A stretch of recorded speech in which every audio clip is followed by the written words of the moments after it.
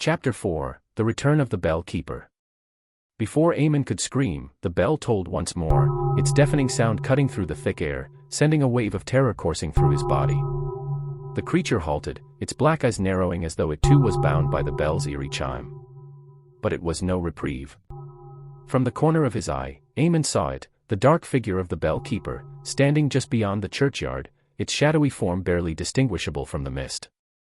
It was tall, impossibly tall, with long, spindly limbs and a face obscured by a hood. The bell keeper did not move, but Eamon could feel its gaze upon him, cold and unfeeling. The creature wearing Lorna's face turned its head toward the figure in the mist, its smile fading as if recognizing the true master of this haunted village.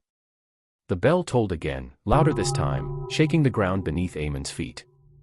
And then, the creature was gone, dissolving into the mist as though it had never been there at all. Eamon collapsed to his knees, gasping for breath, his mind reeling. He was trapped in this cursed village, with no way out and no answers. The bell would keep tolling, the mist would keep shifting, and the horrors would continue until he lost the last shred of his sanity.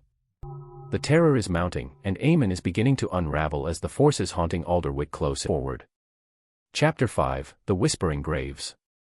Eamon awoke on the cold ground, his body stiff and sore. The village was quiet again, the oppressive silence returning in the wake of the bell's last toll. He forced himself to his feet, his eyes scanning the mist-shrouded surroundings. The figure that had worn Lorna's face, was it real? Had he truly seen it? His thoughts were a tangled mess, but he couldn't stay in the open any longer. Whatever had appeared in the mist had been sent to toy with him, to break him. Eamon stumbled back toward the church, the looming shadow of the bell tower barely visible through the haze. But as he neared the building, something caught his eye, movement in the cemetery that lay just beyond the churchyard. The graves. For a moment, he considered turning away, but something deep within him, a gnawing sense of dread and morbid curiosity, pushed him forward.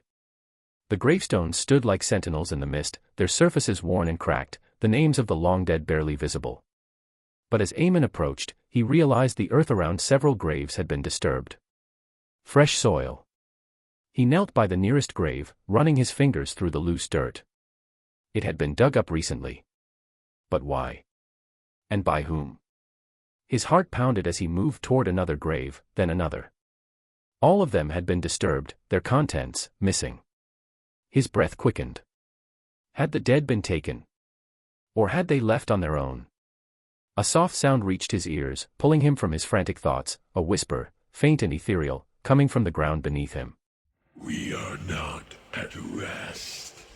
Eamon jerked away from the graves, stumbling back as the whispers grew louder, echoing around him.